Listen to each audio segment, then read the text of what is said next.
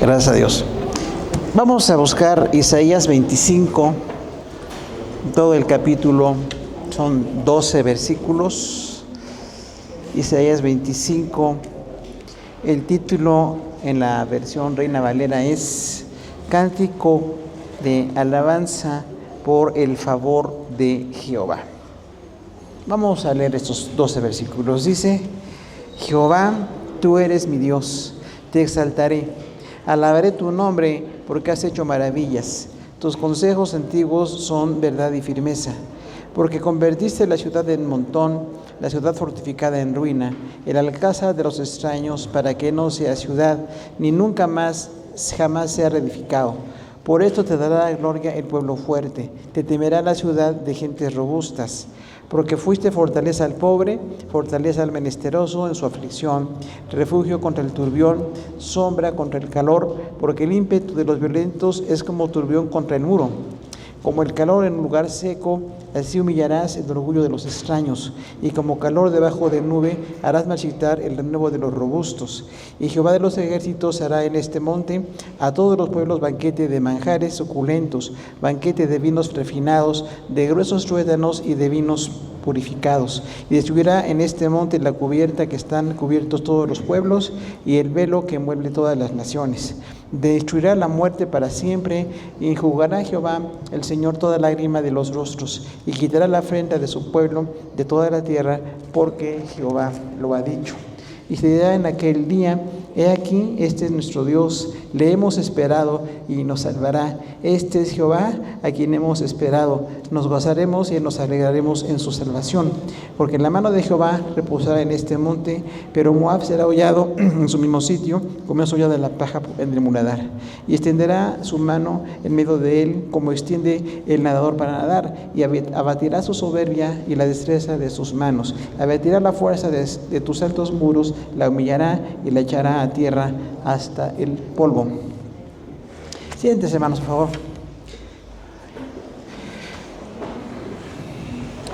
La palabra de Dios es perfecta. Realmente, desde Génesis hasta Apocalipsis, cuando vemos todo lo que dice, encontramos que hay un equilibrio exacto, perfecto, porque todo Isaías habla de juicio. 39 capítulos, decíamos, pues son juicio contra Israel, contra Babilonia, contra Asiria, contra otros pueblos, en este caso Edom, que es, los muy cercanos a los judíos, hijos de Esaú, y hay un juicio contra ellos. Pero en medio de todo esto hay un remanso de paz. Diríamos que para la gente que conoce de Dios, en las grandes crisis hay una esperanza, porque Dios nos da la bendición de seguir adelante a pesar de cosas tan difíciles. Porque el juicio pues era muy necesario, ¿no? Era pues algo inevitable. El pecado estaba siempre presente, como sigue estando presente, pero en medio del juicio Dios nos da su favor. Y decimos alabanza por el favor de Jehová, porque en verdad pues tenemos la bendición de que Dios nos da su gran favor. Vamos a hablar un poquito del contexto de la palabra favor. En el Antiguo Testamento hay 13 textos que hablan del favor de Dios. Recordamos, favor es como una bendición, una ayuda, es algo especial y muy valioso que solamente viene de parte de Dios. Pero de manera sorprendente, en el Nuevo Testamento nada más hay 2. Aunque el Nuevo Testamento habla de gracia, estamos al revés de la semana pasada, ¿no? Hablaba mucho el Antiguo Testamento de gracia y el Nuevo Testamento mucho de juicio. Y hoy es al revés, el Antiguo Testamento habla más del favor y el Nuevo Testamento nada más hay 2 textos usando la palabra favor. Habrá otras palabras, ¿no? Gracia, bendición, misericordia, que complementan el asunto, pero el favor de Dios es muy importante. Ahora, viendo nada más 6 textos sobre el favor, para no excedernos de tiempo, vemos que Job 29:4 dice: el favor de Dios velaba sobre mi tienda. O sea, es un cuidado. ¿Sabe que Dios le cuida a usted? Es importantísimo que reconozcamos el cuidado de Dios, porque sí hay mucha violencia, mucha inseguridad, muchos motivos de miedo en la sociedad siempre, pero en medio de todo lo que sucede, ahí está el favor de Dios. Y aunque Job perdió familia y salud y todas las cosas, él recuerda que hubo un tiempo en que el favor de Dios estaba en su tienda, donde él vivía. Tenemos también Salmo 5:12, como un escudo me rodearás con tu favor. O sea, el favor es protección, escudo. Dios nos da una fuerte protección. Usted está protegido. Qué bueno que no tenga que buscar a los adivinos y astrólogos por protección, ni busquemos la pulsera de cobre, ni nada de nada, porque tenemos el favor de Dios en nosotros. Él nos protege, es un escudo. Tenemos Salmo 35, dice, será su ira en un momento, pero su justicia es para siempre. O sea, Dios se enoja y tiene que castigarnos, pero para siempre está su favor. Entonces, aunque a veces nosotros fallamos, no somos lo que deberíamos ser, aún así ahí está el favor de Dios. Y recordemos, cuando nos castiga o disciplina, es porque lo necesitamos. Necesitamos corregir los caminos, pero su favor es para siempre. No es temporal o condicionado a cómo nos portamos, aunque sí tenemos que tener una responsabilidad con Dios, pero el favor de Dios está ahí. Yo no sé si usted nota el favor de Dios en su vida. Es abundante, evidente, es una fuerte bendición que Dios nos da, ¿no? Luego dice también en Salmo 35, será su ira y su favor dura para toda la vida. No nada más es extenso, sino para toda la vida.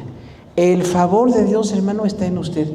Nuestros niños tienen la bendición de que el favor de Dios está en ellos. Mire, qué bueno que en la iglesia se tomó la decisión, los maestros de la iglesia, de que el tema que se predica es el tema que les dan a ellos. El mismo tema, nada más que adaptado muchas veces, ¿no? A sus edades. Pero qué bueno que ellos sepan que toda su vida ahí está el favor de Dios. Te hablamos de un chiquito de 3, 4 años, hasta los 60 o 70, o los que Dios le dé, hasta ahí durará el favor de Dios. Nuestros adolescentes y jóvenes que son fuertes tienen muchas bendiciones y tienen muchas cosas que no necesitan de momento, pero Dios les da la bendición y su favor va a estar con ustedes. Los adultos, los ancianos, la gente de mucha edad, aún en los días de la vejez, ahí está el favor de Dios. Y luego otra cosa muy bonita, Salmo 103:4, el que te corona de favores y misericordias. Dios da galardones. No nada más decimos, bueno, hay una exigencia, la santidad, el compromiso, las situaciones complicadas de la vida, sino que Él nos corona de favores y misericordias. O sea, es como que si le dieran la ceremonia a un rey o a un príncipe. Eso es de corona de favores. ¿Sabe que usted es un príncipe o una princesa? Sí. Aunque no vaya a Cosmopol, porque tenemos la bendición de que Dios nos corona con su favor. O sea, hay un favor para usted. Le da una corona como si fuera un príncipe. Ya está dada la corona y es de favor y misericordia. Fíjese que es interesante porque es plural. Favores y misericordias. Por eso siempre decimos hay que ver la palabra de Dios proposicionalmente. En singular sería bonito. Favor y misericordia. Es favores y misericordias. O sea, es abundante. El favor de Dios está en usted y sus misericordias también están siempre para la gloria de su nombre. Y luego dice Proverbios 11:27, el que procura el bien alcanzará el favor. O sea, es un estilo de vida. El favor de Dios demanda que nos comportemos de manera diferente. Porque mucha gente sin conocer de Dios o sin compromiso con Dios quiere el favor. Mucha gente viene a pedir, ¿no? Dicen, ¿aquí es donde ayudan? Pues no, La verdad, nos ayudamos unos a otros y a la gente que conocemos, pero no estamos aquí como una beneficencia. Tenemos la bendición del favor de Dios, pero los que estamos en el comunión con el Señor, siempre tendremos esa bendición de que buscamos lo bueno. Usted, si está en Cristo, tiene que buscar lo bueno. Si busca lo bueno, alcanzará el favor de Dios. Si buscamos lo malo, lamentablemente hay reprobación. Entonces vamos a hablar en este momento de 2 razones para alabar a Dios. Es un texto corto, no se duerma. Si alguien ya se durmió, déjelo. Mi trabajo me costó que se duerma, déjelo ahí. Usted no se preocupe de eso. Es broma, es broma. Ya saben los predicadores que nunca hay que estar viendo a la gente, quién duerme o no. Hay que predicar y no fijarse ni en el micro ni en nada. Predique. Entonces es una broma conocida aquí local. Dice 25:1, Jehová, tú eres mi Dios. Te exaltaré, alabaré tu nombre. Porque has hecho maravillas. Tus consejos antiguos son verdad y firmeza. O sea, Isaías estaba viendo ya la inminente guerra con Asiria y con Babilonia, y venía una destrucción total. Y en medio de esa destrucción que Isaías sabía que venía, dice: tú eres mi Dios. Qué importante es la relación con Dios. No eres Dios, eres mi Dios. Ese posesivo indica una relación. Usted tiene una fuerte relación con Dios. Pase lo que pase, el Señor está con usted.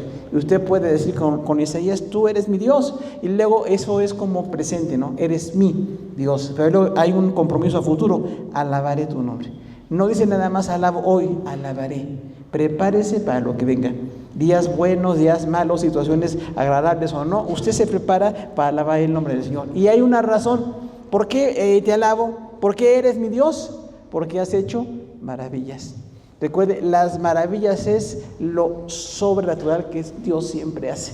Lo natural es bello, ¿no? La creación, el universo es muy bello, pero Dios va mucho más allá y siempre hace maravillas, hace cosas espectaculares, de mucha bendición, de mucha gracia. Siempre está haciendo obras muy especiales para que nosotros podamos tener esa comunión con Él. Y ahora, nosotros estamos viendo sus maravillas, milagros, bendiciones, cosas muy, muy sobresalientes, pero también tenemos que estar basados en sus consejos. ¿Usted se deja aconsejar o no? Porque la gente que no se deja aconsejar, hermano, no mejora.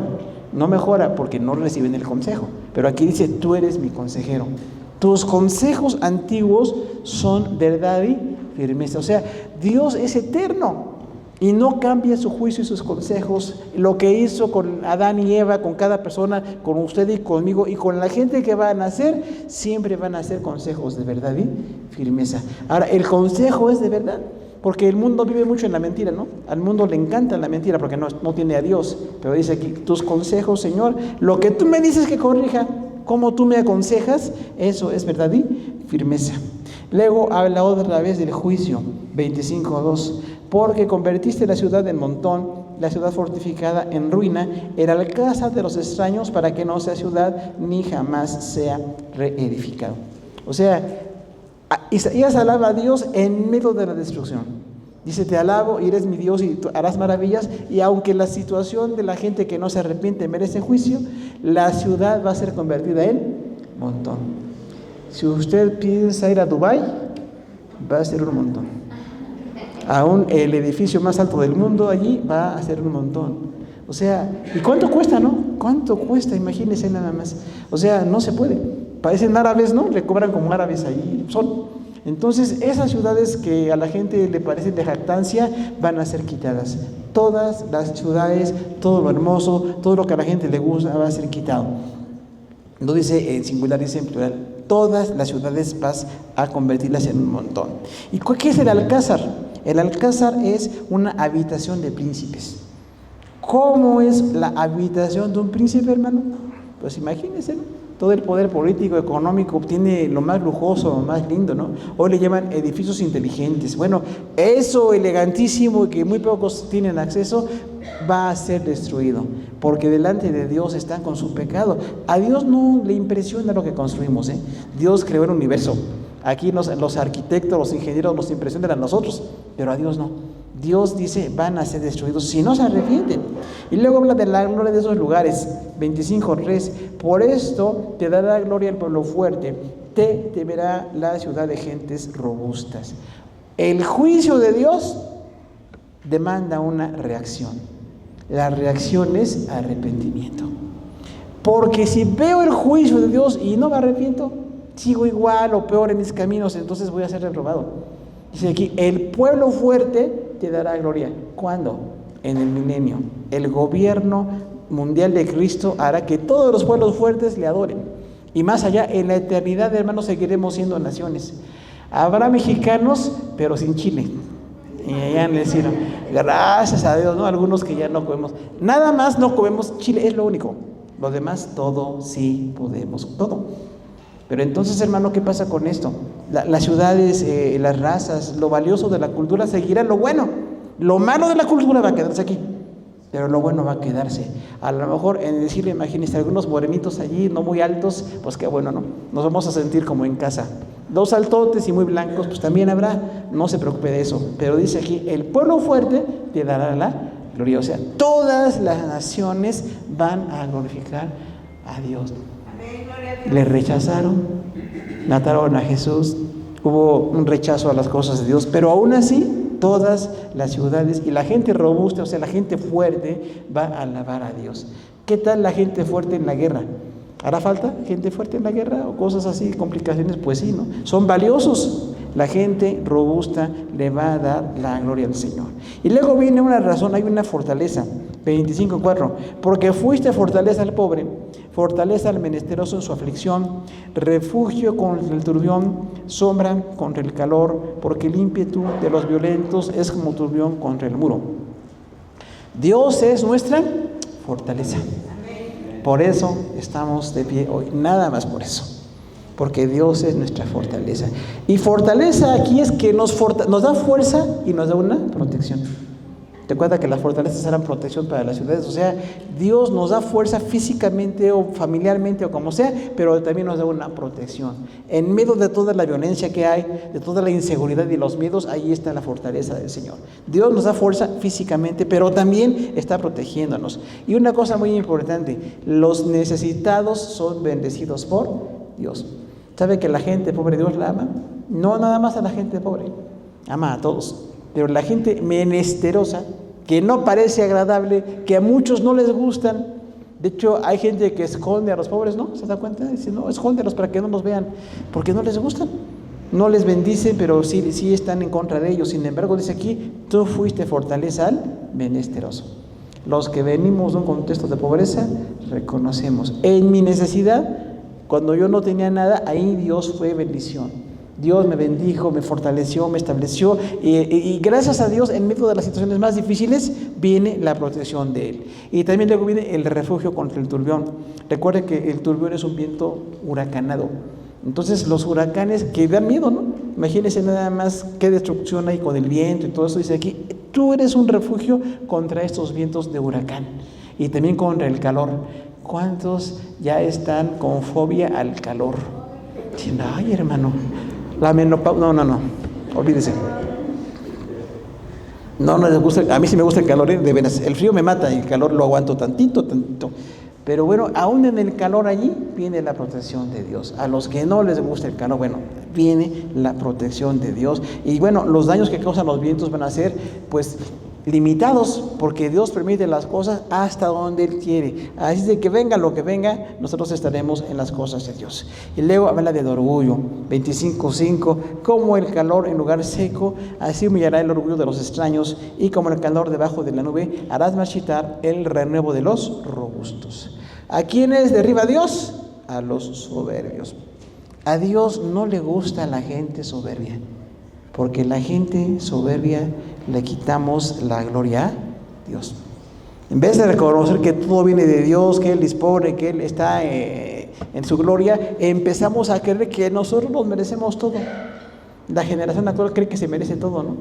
Yo me merezco todo, somos esta generación y tenemos esto, y le demandamos a Dios, le exigimos a Dios. No, hermano, de verdad no merecemos nada. Por la pura gracia de Dios nos bendice y nos da lo que Él quiere que tengamos. Pero dice aquí entonces, en ese lugar seco, donde hay necesidad, donde hay un calor excesivo, ahí, aún esas cosas difíciles de sobrellevar, ahí está la bendición de Dios. Y Dios va a quitar el orgullo de los que están ahí con tanta altivez. Dice, como el calor hace, pues, marchitar los renuevos. ¿Qué es el renuevo? Es el brote de las uvas, ese es el renuevo. De hecho, muchas veces dicen, no, el renuevo de Dios es como vida. Las uvas que están floreciendo, dice, el renuevo va a ser quitado por el fuerte calor. O sea, el juicio viene y es inevitable, pero si nos arrepentimos, en vez de ver destrucción, veremos bendiciones y la gracia del Señor. Entonces, en medio del juicio, alabemos al Señor. No se quede con los quejólogos, porque se quejan de todo. Ay, esto, ya que si no nos gusta, hay que ver cómo negociamos o trabajamos o mejoramos, pero no estemos siempre con la queja, porque en vez de estar ahí como enojados o con el malestar personal o social, hay que hacer algo, más bien tener como una actitud de amor o de intercesión, cambiar nosotros, ¿no? Si cambiamos nosotros, cambia la sociedad. No espere que los gobernantes, porque no hay gobernantes que cambien a nadie. El único gobernante que puede cambiar es Dios. Solamente cuando Él gobierne cambiará y tendrá justicia. Y ni así le gusta a la gente, ¿no? Recuerda allí que no hay acuerdo, aunque Jesús gobierne 1000 años, entonces la gente sigue con su rebeldía. Otra cosa importante, el alcance del juicio es universal. Entonces hoy es día para arrepentirnos. Si usted tiene vida, si está delante de Dios, escucha este mensaje aquí o en red o donde sea, es que Dios le da la oportunidad de que siga viviendo. Y vivimos para arrepentirnos, para corregir los caminos, para hacer mejor las cosas, porque Dios tiene un plan perfecto. Y una cosa muy importante, seamos fieles. Los fieles tienen una bendición muy, muy grande de parte del Señor. Lamentablemente muchos no quieren ser fieles, pero los fieles glorifican a Dios. Pasan cosas difíciles, está la situación más complicada, en medio de eso alabamos al Señor. En medio de esto estamos confiando en lo que Dios puede hacer. Y una cosa muy importante, viva con reverencia. Porque dice aquí, te temerán las personas. La palabra temor ahí no es de destrucción, es como de respeto. Respete a Dios. En medio de lo que pase, viva como alguien que respeta a Dios, como alguien que conoce de Dios. La gente no conoce de Dios, usted sí.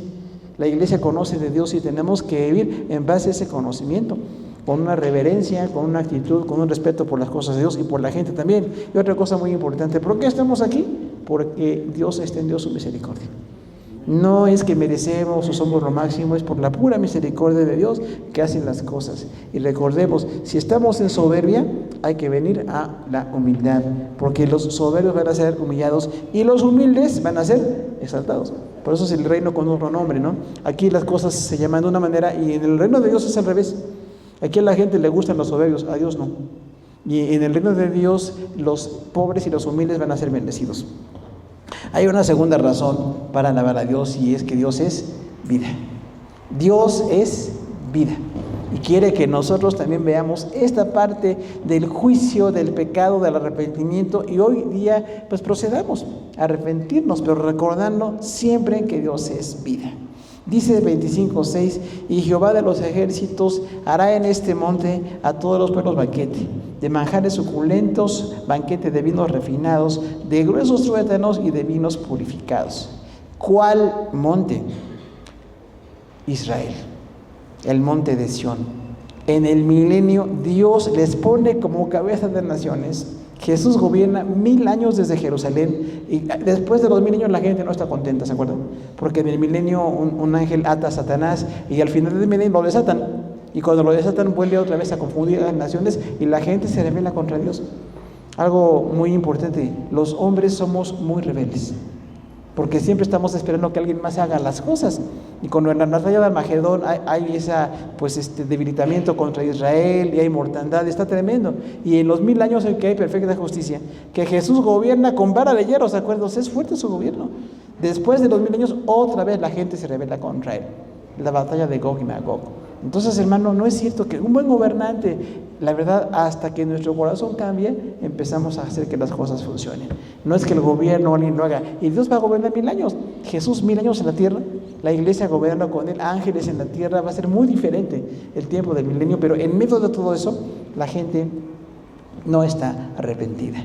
Pero este es el tiempo de bendición para Israel. ¿Qué tal un banquete?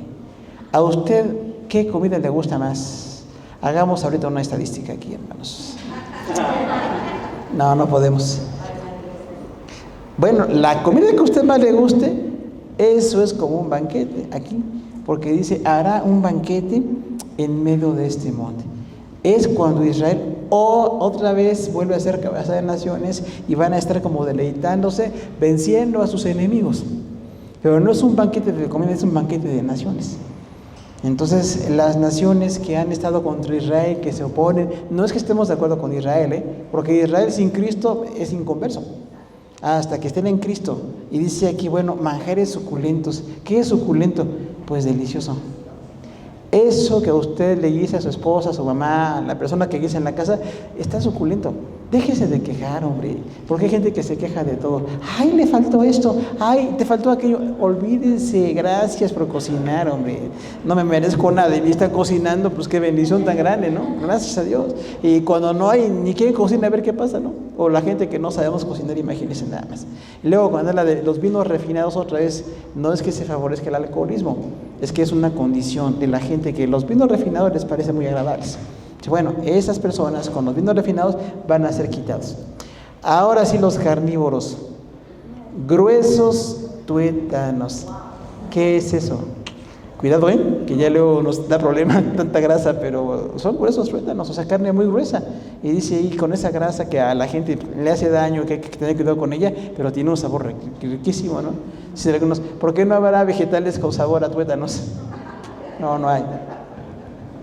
Pero bueno, usted sabe cómo tiene que cuidarse. Bueno, esos gruesos tuétanos van a ser como un deleite al comer. Recuerden, la comida más deleitosa que usted ha estado, donde Dios le concedió la bendición de comer algo muy rico. Eso es el banquete de Israel aquí. Dice, en ese momento ellos van a ser pues como bendecidos con una gran comida, ¿no? Vinos purificados. En ese momento la calidad o el cuidado del vino, del alcohol era muy refinado. Incluso son caros, ¿no? A la gente que le gusta el vino, pues son caros. Dice, bueno, habrá como ese tiempo de vinos caros para que la gente de Israel pues se vengue de sus enemigos. 25:7, destruirá en el monte de cubierta con la que están cubiertos todos los pueblos y el velo que envuelve a todas las naciones. O sea, quitar la cubierta es quitar la protección. Definitivamente. Muchos pueblos hoy tienen cobertura electrónica, ¿no? Drones y cosas electrónicas y la guerra que ha avanzado tremendamente en la tecnología. Bueno, esa protección va a ser quitada porque se sienten intocables. Recuerdan, ¿no? Cómo esta tecnología protege, les hace saber cuándo viene un enemigo, destruyen armas. Es tremenda la tecnología. Bueno, están protegidos, pero la cubierta les va a ser quitada. Cuando Dios ponga a Israel otra vez, tendrán pues esa cuestión de juicio a las naciones que no creyeron en Dios. Y luego dice además, destruye la cubierta y el velo de todas las naciones. Velo es igual, la idea de una cubierta, ¿no? Y la gente con un velo, imagínense, ¿no? En ese tiempo, en la cultura en que se dijo con Isaías, se decía que los velos protegían del sol, de los animales. Era un velo muy bonito, parte de una protección. Ese velo va a ser quitado. ¿A cuántos nos han molestado algunos mosquitos por ahí en la noche? Que parece que se saben cuándo, ¿no? Ya atacan, de hecho saben. Entonces no me dejó dormir un mosquito, me picó una araña, no sé lo que sea. Hermano, hay cuestiones que nos molestan, pero en su momento, en el juicio de Dios, va a ser quitado el velo. Ahora hay algunos velos que protegen de insectos o de algunas cosas allí. Bueno, esos velos que ahorita nos parecen tan agradables y tan necesarios, van a ser quitados, porque Dios está haciendo un juicio a todas las naciones. Luego dice 25:9, el gozo. Y verá en aquel día, he aquí, este es nuestro Dios, hemos esperado en Él, nos gozaremos y nos alegraremos en su salvación. ¿En qué nos alegramos? En la salvación de Dios. Israel no lo sabe ahorita, porque está en contra de Cristo, blasfeman contra Cristo, no están en Cristo. Pero en el tiempo de su vindicación, cuando les ponga el Señor, como le prometió a David, uno de tu familia gobernará para siempre, e Israel será bendecido, no por sí, sino por el amor de Dios para ellos. Y dice ahí, bueno, este tiempo en que Israel es vindicado, dice que va a hablar un tiempo de salvación. Hemos esperado la salvación. Recuerda que en la gran tribulación los judíos van a estar teniéndose que convertir. La primera parte, 3 años y medio, piensan que el anticristo es Cristo, están de acuerdo con todo, el sello, las cosas que vienen ahí, todos los juicios. La situación tremenda de la gran tribulación va a suceder y al final los judíos ya no creen en este anticristo y entonces tienen que convertirse a Jesús. Por eso decimos, es mejor convertirnos en fe, sin ver, ¿no? Nosotros sin ver creemos, porque los judíos vieron y no creyeron. Y en aquel día, en la gran tribulación, esa generación tendrá que creer sin ver y tendrán que arrepentirse y ser destruidos y muchos morirán. Te sumarán a todos los mártires, ¿no? Que en Apocalipsis aparecen como una multitud de ropas blancas, que dicen, Señor, ¿hasta cuándo vengarás nuestra muerte? Están dolidos porque los mataron. Desde los cristianos, en principio en la fe, los judíos a lo largo de la historia, van a estar todos los santos delante de Dios. Y Dios en su tiempo va a juzgar. Cada persona que ha muerto, que incluso hoy hay una lista, ¿no? De los mártires desde Roma, año 100 después de Cristo, hay lista de personas que han muerto, que fueron creyentes, que no se negaron a la fe. Esa gente va a ser bendecida. Pero en ese momento, dice, por eso Dios va a darles el consuelo y tienen que gozarse en la salvación. Por favor, hermano, gócese en la salvación. porque a veces nos gozamos en muchas cosas y no tanto en la salvación. Hasta los discípulos, ¿no? ¿Te acuerdas? Los 70 y los 12 que había demonios que se sujetaban, sanidades, y le dijeron, Señor, se nos sujetan los demonios, las enfermedades son quitadas. El Señor, ¿qué les dijo? No se gocen por eso, gócense porque sus nombres están inscritos en el libro de la vida. O sea, no me gozo por las obras, me gozo porque sigo siendo salvo. De hecho, lo más importante es que siga siendo salvo. Sin que deje de trabajar o servir o tener obras en el Señor, lo más importante no es eso, sino la salvación que el Señor nos ha dado. Por lo que costó su sangre, ¿no? La salvación costó su sangre. Y entonces, como costó su sangre, nosotros tenemos la bendición ahora de decir, bueno, Señor, yo quiero gozarme en tu salvación. Hay una esperanza y un deleite por el perdón de Dios. Tenemos 25:10, porque la mano de Jehová reposará sobre este monte, pero Moab será hollado en su mismo sitio, como es hollada la paja en el muladar. ¿Qué pasa aquí? Pues en este caso Edom, decimos hijos de Esaú, hermano de Jacob, vienen a tener enemistad otra vez, porque aunque tienen el conocimiento de Dios, no están en Dios. Y dice, bueno, en ese momento los enemigos de Israel van a ser humillados, van a ser puestos en juicio y Dios les va a derribar. Recuerde eso, no es que nosotros busquemos venganza, busquemos la oportunidad. Cuando Dios disponga, Él pone a la gente que quiere pues juzgar de acuerdo a su santidad, no a nuestro criterio o a nuestra conveniencia.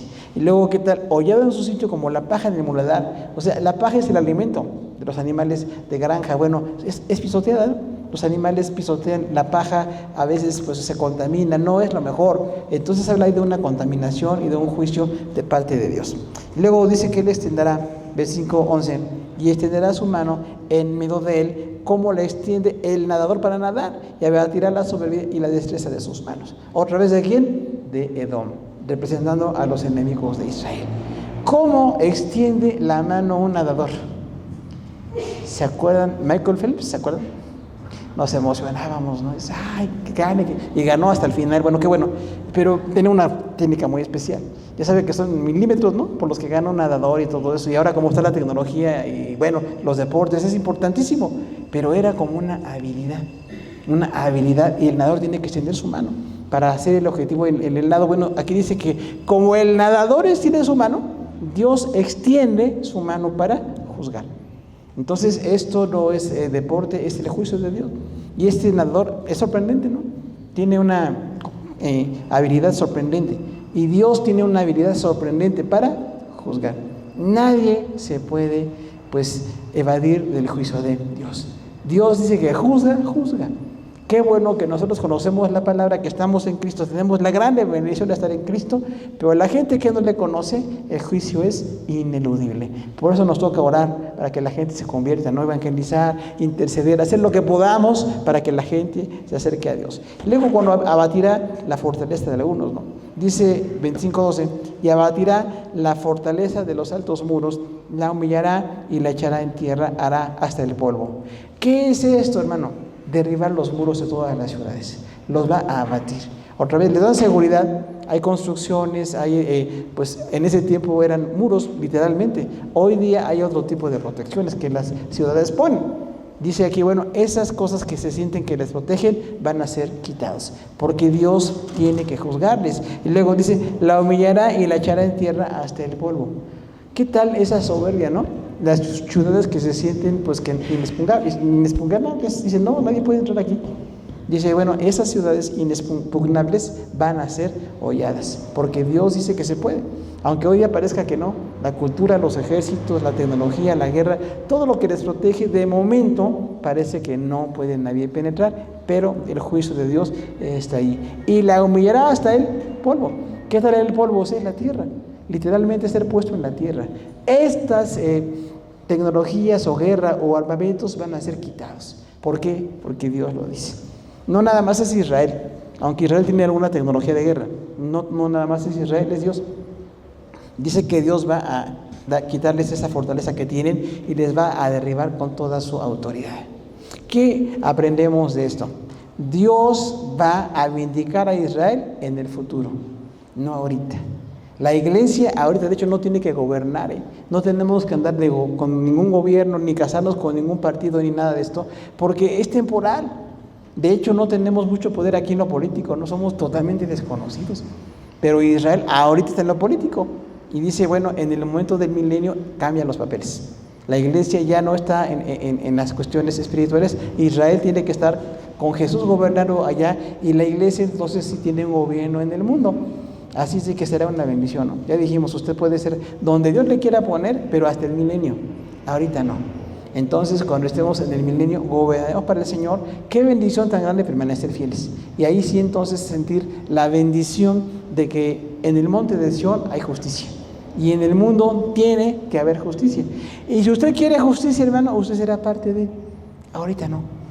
Pero Israel estará entonces ya bendecido en lo espiritual y en las cosas de Dios. Y este juicio que es a todas las naciones, por eso decimos, tenemos que orar por las naciones. ¿Sabe qué es el juicio de las naciones? Cómo Dios considera aprobados o no, de acuerdo a cómo recibieron a Israel, cómo recibió en el Evangelio también. Entonces, ese juicio de las naciones va a suceder ahí. Ha habido naciones que han estado muy, pues más o menos en armonía con el Evangelio, y otras naciones que no. Hay naciones que no quieren nada con el Evangelio, y hay otras naciones que o lo apoyan o están a favor o alguna cosa así, y luego cambia. Las cuestiones de las naciones cambian mucho, pero de momento el juicio de las naciones es porque aceptaron o no aceptaron la obra de Dios en sus vidas. Y entonces qué bendición, hermano, que haya naciones que tuvieron a Jesús, ¿no? Tuvieron a Jesús desde que Jesús predicó, Pablo en Grecia, otras personas allí. Bueno, habrá bendiciones para todas las personas que estén en las cosas de Dios. ¿Sabe que los apóstoles fundaron iglesias en otras naciones? Es importantísimo, ¿no? Tomás estuvo en la India, imagínense. El apóstol Tomás, que dudó y todo, estuvo en la India. Eso es historia.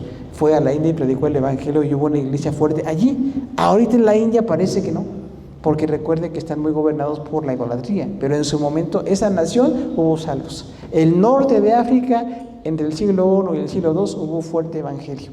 Norte de África, hoy día no. Ya son musulmanes todos, ¿no? Entonces decimos, bueno, las cosas cambian. Y cuando el Evangelio penetró, fue de bendición, qué bueno. Y ahí habrá personas en el reino de Dios de esas naciones que hoy día parece que no quieren nada con el Evangelio. Nuestro trabajo hoy es evangelizar a la gente que no quiere. Convencerlos, prepararnos, orar, interceder por ellos, estar abiertos a predicar en la palabra de Dios para que conozcan del Señor, porque las naciones todas van a ser juzgadas delante del Señor. Otra cosa importante, Dios quita la muerte. Dice que entonces Dios quitará la muerte. La muerte va a ser vencida. Recuerde que no es una guadaña con esqueleto allí o aquí donde están en Coacalco. No, eso es pura mentira, ¿no? Es una circunstancia. La muerte va a ser quitada. Hoy día parece invencible, nos causa mucho dolor, de hecho termina con mucho de la vida y las situaciones que tenemos ahorita. Pero dice aquí, la muerte va a ser quitada. ¿Cuándo? En la eternidad. Ya no habrá muerte, habrá la bendición de que estemos en las cosas de Dios. Y siempre decimos, ¿no? La comunión de la iglesia. Qué bueno que en la eternidad sí nos vamos a reconocer. Y quizás pues las habilidades y talentos que tuvimos aquí en la tierra se van a expresar en ese momento, ¿no?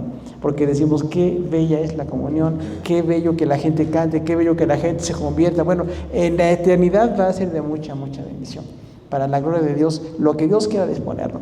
Y en lo eterno, imagínense, si aquí en la tierra nos sorprende Dios con lo que hace, imagínense, en la eternidad va a ser algo de mucha bendición. Y también las bendiciones de Dios, confianza, un galardón de esperanza, perdón y gracia. Todo esto no va a suceder, ya lo tenemos. Nosotros confiamos en Dios, ¿de acuerdo? Esa es parte de la fe. Yo confío en lo que Dios dice. Yo sé muy bien que a veces pasan cosas que no son agradables, pero si está en el plan de Dios, pues qué bueno que pasen. O tengo una confianza en lo que Dios quiere hacer. Y otra vez la palabra premios. Dios premia a los que le siguen, nos da galardones. No nada más en la eternidad, aquí también. Y entonces qué bendición que Dios le dé la bendición a la gente, son galardones de esperanza. Por eso decimos, yo soy alguien con fe, tengo la esperanza en las cosas de Dios. ¿Se acuerda de el progreso del peregrino, hermanos? ¿Quiénes conocen el progreso del peregrino? Levanten su mano. Sí, levántenla bien. Son poquitos. Qué bueno. Un libro escrito por Juan Bunyan, hace como 400 años en Inglaterra. Era un sacerdote católico, de hecho, él, y después se convirtió a Cristo. Y lo metió en la cárcel por estar en Cristo, pero escribió un libro muy lindo. Y de hecho lo tienen ahora ya remasterizado, ¿no? El progreso del peregrino, búsquelo.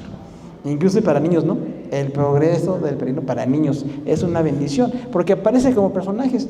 Dice que cristiano pues, se convirtió, pero traía un fardo, traía algo que cargaba, hasta que llega a la cruz. En la cruz se le quita ese peso y empieza a conocer personas, pero conoce personas que ayudan y personas que perjudican. Personas que ayudan, ¿no? Está esperanzado y la gente de fe, y la gente de la tentación de la carne, ¿no? Y la ciudad de la perdición. Está muy lindo. De hecho, pues sería bueno incluso compartir en algún momento. Pero esta obra de literatura de un buen cristiano inglés creo que tiene un gran valor. Nosotros vivimos lo mismo. Hay personas que parece que están en contra. ¿Te has dado cuenta quiénes son? Enemigos de la fe, gente que no apoya, que no está en la cosa de Dios, pero hay gente que sí. Dios pone gente que sí. Yo creo que en la historia personal de cada uno de nosotros ha habido gente muy linda, que ha estado, que ha ayudado, que ha sido de bendición para nosotros, ¿no? Y una cosa muy importante, todo viene porque Dios es omnipotente. Es que Dios puede, usted no puede, pero Dios sí. Entonces decimos, si tú eres omnipotente, Señor, pues que las cosas sucedan. Y Dios es una autoridad perfecta, no nada más en el milenio, ahorita es nuestra autoridad. Recuerda que Jesús dijo, el reino de los cielos ya está aquí. Jesús habló de la iglesia 2 veces. Pero el reino habló muchísimas veces. Ya los escritores hablan de la iglesia, pero para Jesús es importante el reino. El reino de los cielos está cercano, o sea, ya está aquí el reino. Vive como alguien que está perteneciendo al reino. Interésate por el reino. Dios quiere reinar y gobernar, pero si nosotros estamos como atentos a eso, habrá la bendición. Si no estamos atentos, vienen muchas pérdidas. Entonces tenemos que estar en las cosas de Dios, ¿no? Dios también va a humillar el orgullo de los soberbios. Yo creo que este momento es un buen tiempo para que nos arrepintamos de todas nuestras soberbias. Si hay soberbia en mi corazón, por lo que soy, por lo que tengo, por lo que he hecho, tengo que quitarla, porque la soberbia siempre le estorba a Dios y siempre como que nos hace perder el piso, nos hace estar donde no deberíamos y empezamos a hacer cosas que no debemos hacer. Y sin embargo, si somos humildes, viene la bendición de Dios, porque los humildes buscamos, dependemos, reconocemos quién es Dios y queremos ser humildes. ¿Qué tal si demostramos que somos humildes a la gente? Recuerda que la única vez que Jesús dijo, aprendan de mí, cuando dijo que soy manso y humilde de corazón. El Maestro, el Señor, el Hijo de Dios, que tantas bendiciones trajo y tantas enseñanzas, dijo, aprendan de mí esto. ¿Por qué? Porque no se nos facilita la humildad. De hecho, no nos hacemos humildes, aprendemos a la humildad. A veces con golpes de la vida, con cuestiones de dificultades, aprendemos a ser humildes. Dice aquí la palabra, ustedes tienen que ser humildes. Ya no hay justificación para la soberbia. Tenemos que ser totalmente humildes. Y en esta humildad crecemos en las cosas de Dios. Y humilde de corazón y manso también, ¿no? Manso que tiene un control. Porque a veces no controlamos el carácter, no controlamos las reacciones. Y decimos, es que nadie puede conmigo. Bueno, Dios sí puede. Tenemos que tener la humildad y la mansedumbre, que no es debilidad. Manso es que controla el poder y las reacciones. Yo controlo mi poder y mis reacciones. Pudiera reaccionar, no debo. Y cuando aprendo más la mansedumbre, aprendo cómo tengo que hacer las cosas de acuerdo a lo que Dios quiere. Y una cosa muy importante, todo va a ser quitado. Toda fortaleza que la gente tiene, que tiene confianza en eso. Imagínense el Alcázar, que decíamos habitación de príncipes. La gente tiene valores. En etapa temporal de la vida piensan que se puede, pero en las cosas de Dios no se puede. Necesitamos cambiar los valores y decirle, bueno, Señor, ¿qué quieres quitar? De lo que yo hago y lo que yo tengo, ¿qué no está bien? ¿En qué parte quieres tú quitarme algo de mi carácter? ¿Qué quieres dar? ¿Qué quieres quitar? ¿Qué quieres hacer? Y si tú eres el Señor, yo estoy totalmente dispuesto a lo que tú quieras hacer, porque Dios es perfecto. Y en su perfección, hermano, demanda un cambio en nuestras vidas. Lo peor que podemos hacer es quedarnos como estamos. Cuando el creyente piensa que ya se lo sabe todo, piensa que no necesita nada, ya perdió. Porque cada día tenemos mucho que aprender y cada día tenemos la bendición de estar en las cosas de Dios. Aunque sea tan difícil el medio, Dios nos enseña que hagamos las cosas de acuerdo a su voluntad. 2 razones para alabar al Creador: maravillas y vida. ¿Dios hace maravillas, hermano? Claro que sí. Que la siga haciendo en usted, en cada uno de nosotros. Y Dios es vida, porque quiere que sigamos en esa comunión. Si nos arrepentimos, tendremos vida. Oramos al Señor. Padre, te damos gracias por tu palabra preciosa, que es de formación increíble para nuestras almas. Gracias por traer este mensaje tan especial de Isaías 25, que habla de la alabanza por el favor de Dios. En medio de la destrucción de naciones, del juicio de Dios que es inevitable, viene una bendición para que Isaías te alabara a ti.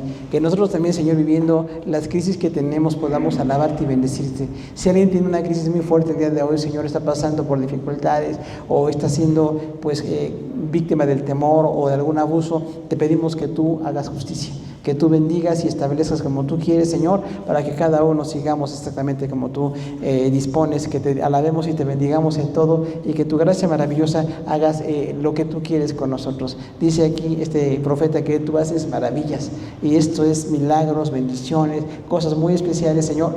Te rogamos que las sigas haciendo. Este es tu propósito para cada uno, que hagas maravillas en cada uno, de acuerdo a lo que cada quien, tú tienes un plan, tienes ese plan perfecto. Te rogamos que tú lo dispongas de nuestra vida como quieras. Y también, Señor, cuando das vida, entendemos que a pesar del juicio, a pesar de la mortandad, si estamos en Cristo, tenemos la expectativa de vida, la vida terrenal y la vida eterna. Queremos ser gente de vida, no gente de muerte, no gente de violencia, no gente de mentira. Que seamos gente de vida en todo lo que somos y en todo lo que hacemos. Por Cristo Jesús. Amén. Hermanos, Dios los bendiga. Gracias por su atención.